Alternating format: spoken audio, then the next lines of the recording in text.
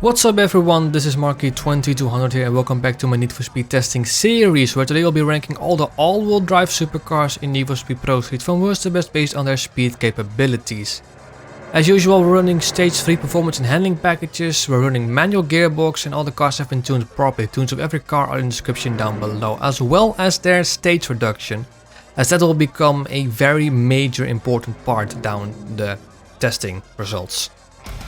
With that said, let's see which of these cars is the worst for speed races, and at number 7 we have the Nissan GTR R35. It did a 124.65 and to be honest with you, I think this is just too slow for a supercar. The gearing is too short and the suspension is absolutely terrible. I mean, it's alright if you look at the whole picture, but for a supercar I expected so much more. Same with the Gallardo, it actually is almost the exact same story as the GTR 34. It's only just a little bit less than a second faster, 123.47. It feels alright for a baby supercar. The Gallardo was, the Gallardo is pretty much a baby supercar. But again, the suspension is bad. Number 5 we have the Audi R8, we're jumping up quite a bit in terms of lap time, 120.77. This car is fast, but the suspension is absolutely horrendously terrible. I had to raise absolutely everything and stiffen it as much as possible to prevent it from bottoming out. Also, it has a speed limit of 370 km an hour.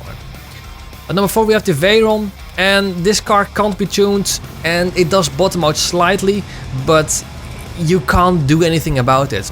Also, despite the fact this car does not have NOS available, I think it did quite alright. Coming in at number 3 we have the Nissan GTR Prototype with a 1:18.95. This is actually the first car but I would say it has a respectable time. How is this car so much better than a regular R35?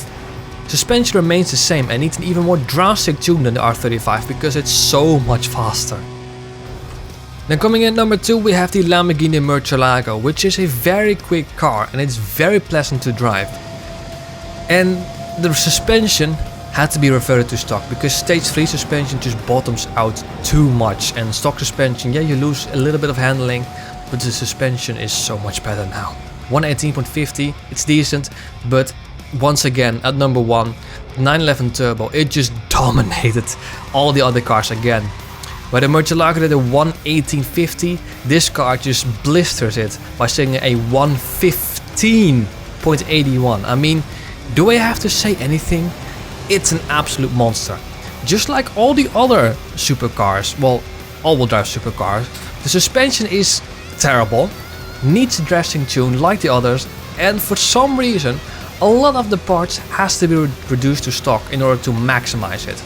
If I just run everything at stage 3 parts, it still was the best, but at everything at stage 3 parts, it did like a 1:17.1. So that's still quite significantly faster than number 2. However, a 1:17.1 with all stage 3 parts, and with this current setup, which is the engine reduced to stock, the drivetrain reduced to stock, and the suspension reduced to stock, you get, for some reason, you get a 115.81. I mean, reducing suspension to stock, okay, drivetrain to stock, okay, somewhat weird, but okay, but the engine to stock, for some reason, reducing the engine to stock makes it faster. But hey, it is what it is. Pro Street can be weird sometimes, but at least we get a 115.81 from the 911 Turbo. And those were the all-wheel drive supercars in Need for Speed Pro Street from worst to best based on their speed capabilities and the all-wheel drive supercars in general. We're moving into the final category of cars before we are going to compare them all from worst to best. But I've saved the best for last.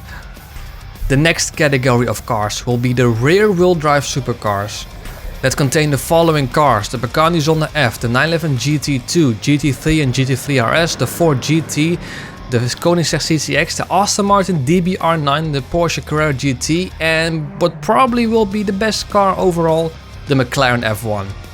And I'm genuinely looking forward to it. For now, if you've liked this video, consider giving it a thumbs up. If you wish to stay updated on all my future videos, consider subscribing. Like I said, the next testing video will be all the rear-wheel drive supercars ranked from worst to best based on the grip capabilities. That's going to be an important one, a big one, because yes, the lap times. I mean, currently the 911 Turbo is the fastest, but that lap time will be absolutely dominated by, I would say, at least one of these rear-wheel drive supercars. Until then, this has been Marky2200. Thank you so much for watching and hope to see you very, very soon. Take care.